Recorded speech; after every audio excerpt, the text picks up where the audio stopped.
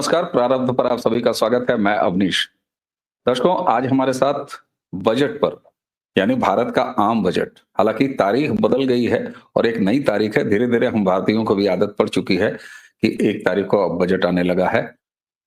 तो आज बजट पर बात करेंगे और हमारे साथ हैं विकास कुमार जी। आइए सबसे पहले स्वागत कर लेते हैं विकास जी का। विकास जी, बहुत बहुत स्वागत है आपका। नमस्कार। नमस्कार। और मुझे एक बार फिर से आपके साथ बात करके बहुत अच्छा लग रहा है।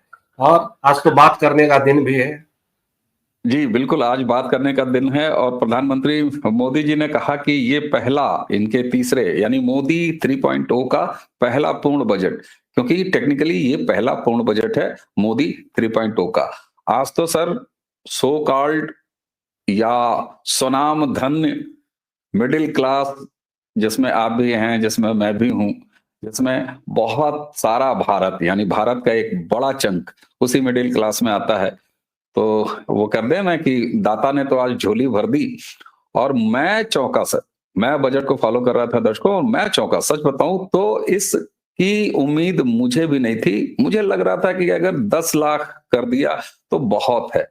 लेकिन अचानक निर्मला जी ने 12 लाख बोला। मैंने सोचा मेरे कान ने कुछ गलत तो नहीं सुन लिया।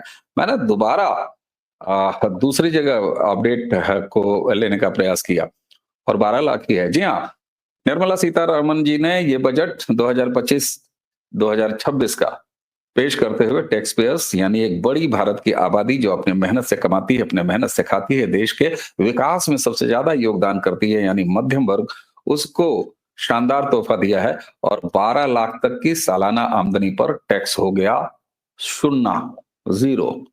ये बहुत बड़ा ड्रास्टिक एक कदम उठाया है। इससे क्या होगा, बाजार पर क्या असर पड़ेगा, लोगों की कुछ सैलरी से टैक्सेस बचेंगे, ये तो एक अलग चीज है। लेकिन जब पैसा हमारी आपकी जेब में आएगा तो वो पैसा अंततः बाजार में जाएगा। बाजार में वो पैसा जाएगा तो वो कैसे रोटेट करेगा, देश की आर्थिक तरक्की कहाँ तक जाएगी। अगर इसी के साथ कुछ लोगों को ये लग रहा हो कि सरकार ने तो अपना नुकसान कर लिया, हाँ, एक बड़ा नुकसान हुआ है। बड़ा राजस्व उसको नहीं मिल रहा है टैक्स, डायरेक्ट टैक्स के रूप में। लेकिन आप सोचिए कि ये सरकार इस नीति पर चल रही है कि जब बाजार में पैसा आएगा तो बाजार, हम क्रय शक्ति हमारी बढ़ेगी, हम बाजार का उपभोग ज्यादा करेंगे, तो फिर जीएसटी और तमाम तरीकों से सरकार के पास रेवेन्यू भी जाएगा इनडायरेक्ट टैक्सेस के तौर पर। इसी के साथ कुछ और, सिर्फ इतना ही नहीं कि मध्यम वर्ग के साथ साथ किसान पर सीधे आ जाते हैं। किसान पर इन्होंने किसान क्रेडिट कार्ड, इसके लिए ब्याज सहायता सीमा जो है वो 3 लाख से बढ़ा के 5 लाख कर दिया। तो एक तरफ मध्यम वर्ग, दूसरी तरफ किसान।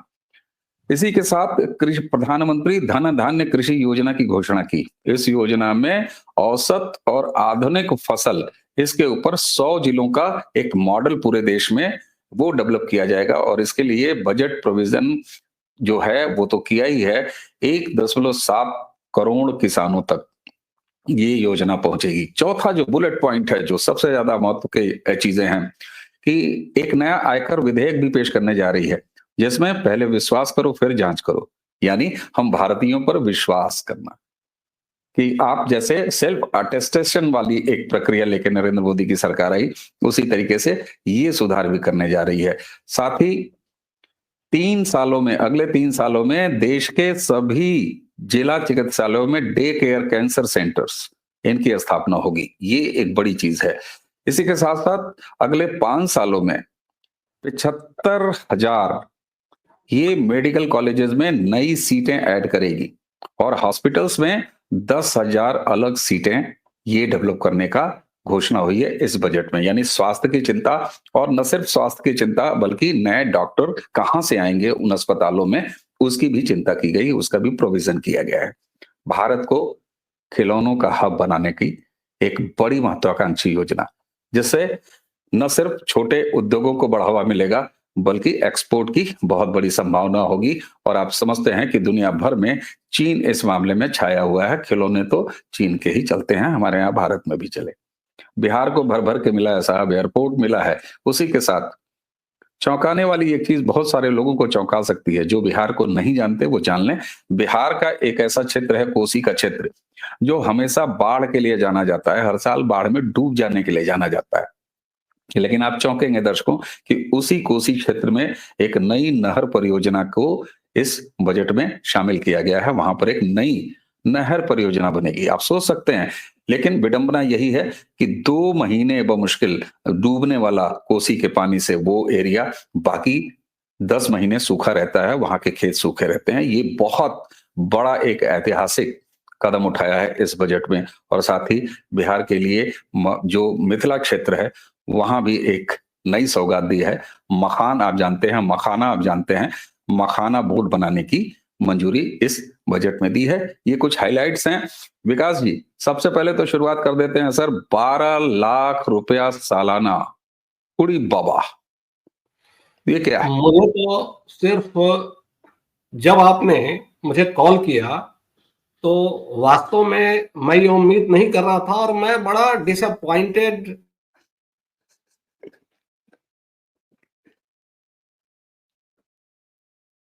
था। 4-5 सॉरी, या आपकी कहिए, आवाज चली गई थी, आप फिर से रिपीट कर लें प्लीज। माफ कीजिएगा।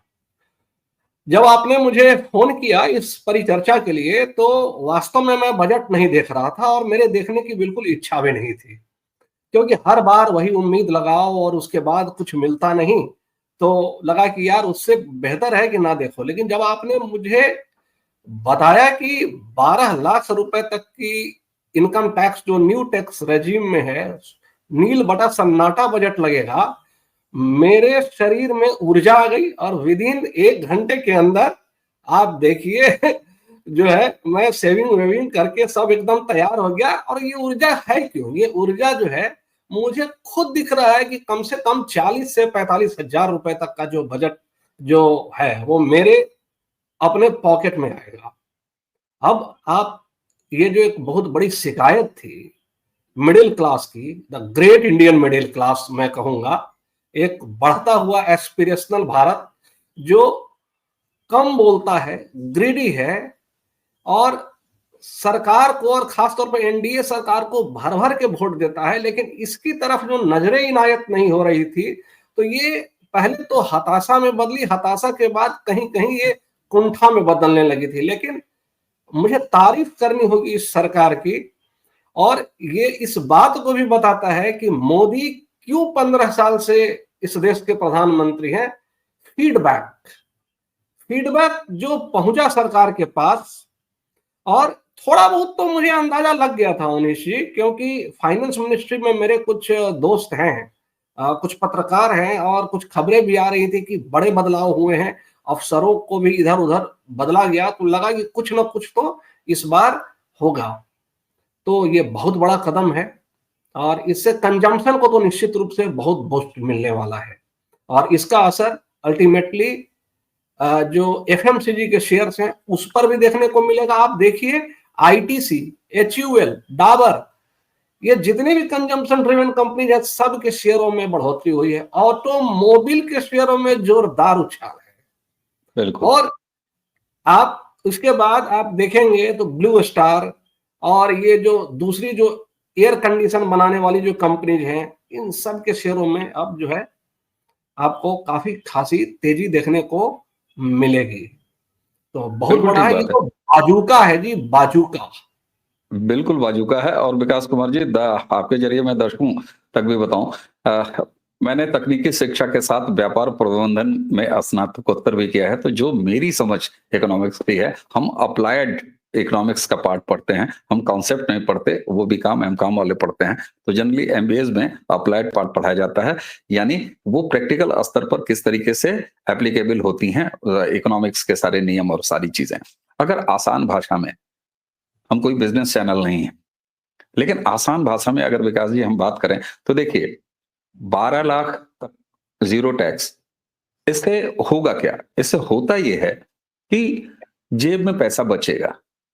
पहले क्या होता था कि बहुत सारी सरकारें, इसी सरकार ने लगातार राहत दिया है, ऐसा नहीं है कि राहत नहीं दिया है भाई। जब ये सरकार आई थी तो 2 लाख यही एग्जम्पशन था ना, उसके बाद से लेके अब यहां तक आई सरकार। लेकिन कई बार क्या होता है कि आप अगर फलाने ले लीजिएगा तो आपको इतने की छूट मिल जाएगी। उसके लिए क्या करना होता था भाई? आप मान लीजिए कोई जीवन बीमा स्कीम आपको खरीदना है, तब जाके आपको, यानी पहले आपको इन्वेस्ट करना है। आपको उसका हम्म। प्रीमियम भरना है, यानी अपनी जेब से पैसे निकाल के लगा देने हैं, तब जाके आपको कहीं से कुछ राहत हासिल होती है। लेकिन यहाँ पर सीधे-सीधे ज़ीरो कर दिया आपकी जेब में, हमारी जेब में सीधे नगद पैसा बच गया। अब इस नगद पैसे का हम करेंगे क्या? हम तो खरीदेंगे, हम तो बाज़ार जाएँगे, हम तो चीज़ें खरीदेंगे, हम नया टीवी खरीदेंगे, हम नया फ्रिज खरीदेंगे, हम नया गाड़ी प्लान करेंगे। होम लोन पे भी आप देखिए, हाउसिंग पर भी क्या शानदार ध्यान दिया है इस पर। इसकी डिटेलिंग हम धीरे-धीरे करेंगे। आज इसकी बिल्कुल एक किस तरीके से बाज़ार में और जेब में सबके पैसा फेंक दिया।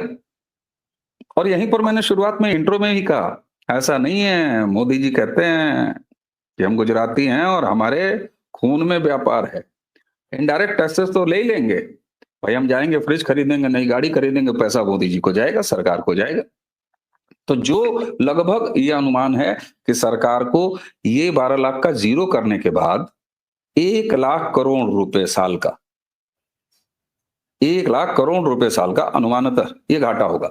लेकिन जीएसटी से और तमाम इनडायरेक्ट टैक्सेस से ये चीज़ें आ भी जाएँगी। इसी के साथ महत्वपूर्ण ये है कि इन्होंने जो घाटा है ये 4 पॉइंट के कितना 5 से नीचे रखा है। आप ज़रा बताएँगे इसको कि 4.4 ये है, जो है ये क्या तरीका 4.4 है? इससे आप ये क्यों देख रहे हैं कि क्या कहीं ऐसा तो नहीं है कि सरकार के पास पैसे बहुत कम हो जाएँगे और अभी कोई पॉपुलर बजट खेल दिया है मोदी जी ने?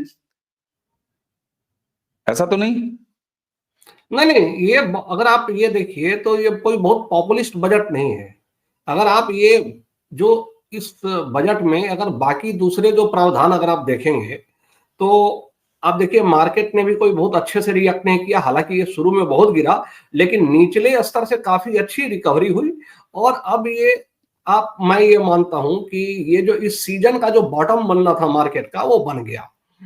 हाँ। तो ये कोई बहुत पॉपुलिस्ट बजट नहीं है, बस सरकार ने इतना किया है कि मिडिल क्लास की जो एक बहुत पुरानी दुख की रग थी, वो उसको एड्रेस करने का प्रयास किया है। उसके अलावा हुँ। आप कुछ और भी कदम उठाए हैं जिस पर ज़्यादा चर्चा नहीं हो रही है, वो महत्वपूर्ण है।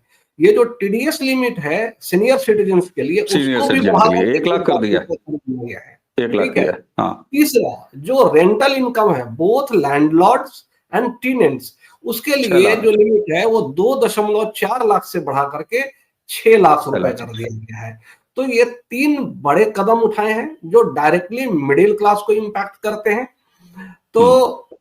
और उसके साथ-साथ आप देखिए तो बाकी बहुत सारे जैसे रेलवे है, तो रेलवे में कैपेक्स नहीं बढ़ाया है। हुँ। इंफ्रास्ट्रक्चर में जो कैपेक्स है वो नहीं बढ़ाया है। लेकिन अब आप इसको दूसरा पहलू बताता हूँ कि ठीक है, आपको ये लगेगा कि जो कैपिटल एक्सपेंडिचर है वो 1 लाख करोड़ कम हो गया है आपको।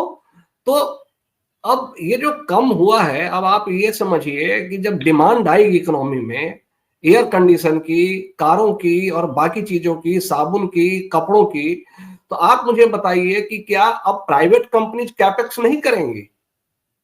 हुँ। अभी पिछले 4-5 सालों से क्या हो रहा था कि गवर्नमेंट तो 11 लाख करोड़ के आसपास का कैपेक्स हर साल कर रही थी। प्राइवेट कैपेक्स उतना जितना होना चाहिए वो उतना नहीं हो रहा था। लेकिन अब जो है ये उम्मीद की जा रही है कि एटलीस्ट जो प्राइवेट कंपनीज हैं, जब लोग खरीदेंगे, इकोनॉमी में डिमांड पैदा होगी, तो प्राइवेट कंपनीज भी कैपेक्स करेगी। तो उधर जो आपको थोड़ी घटोत्तरी देखने को मिल रही है सरकार की तरफ से, वो इधर से आपको कंपेंसेट हो जाएगा। और ये इतनी बढ़िया कलाबाजी दिखाई है उन्होंने 4.4% रख के, वो बहुत महत्वपूर्ण है। अभी मैं एक डिस्कशन देख रहा था एक बड़े बिजनेस चैनल पे, तो कह रहे थे कि क्या हो जाता अगर वो 4.6% हो जाता, थोड़ा और कर्ज ले लेते, कैपिटल एक्सपेंडिचर कम नहीं करना चाहिए था। मेरा ये कहना है ऐसा नहीं है, सरकार को भी तो ये चीजें ध्यान में होंगी। अभी अगर आप रूपी का ही देखिए, रूपी 86 रुपीज पर डॉलर आ गया, रूपी में गिरावट है। अगर आप ज्यादा कर्ज लेंगे तो ऑब्वियसली जो आपके बॉन्ड यील्ड्स हैं, ठीक है, उसमें आपको कमी आएगी। हम बहुत ज्यादा टेक्निकल ना करें तो इन्फ्लेशन बिल्कुल, बढ़ जाएगा, यानी इसीलिए महंगाई अब हाँ, बिल्कुल। और महंगाई आपका बढ़ ध्यान है जाएगी। और दिलाऊँ, देखिए सिर्फ़ इतना ही नहीं किया है।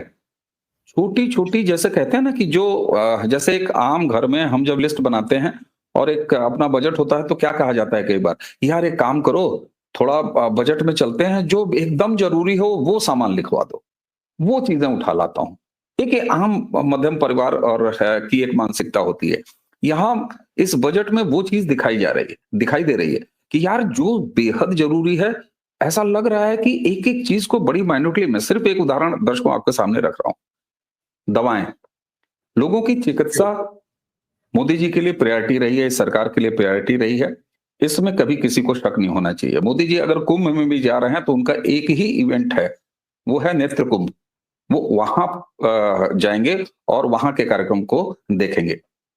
यहां पर आप देखिए, जिस तरीके से लगभग आप देखें तो 6 बेहद जरूरी दवाएं, जैसे आप जीवन रक्षक औषधि कह सकते हैं, दवाएं कह सकते हैं, उनमें 5% का एक स्लैब का रियायत दिया है। इसके अलावा 36 ऐसी दवाएं हैं जो जरूरी हैं, गंभीर बीमारियों के लिए जरूरी हैं। उसमें जो है वो सीमा शुल्क बिल्कुल गायब कर दिया है, ज़ीरो कर दिया है।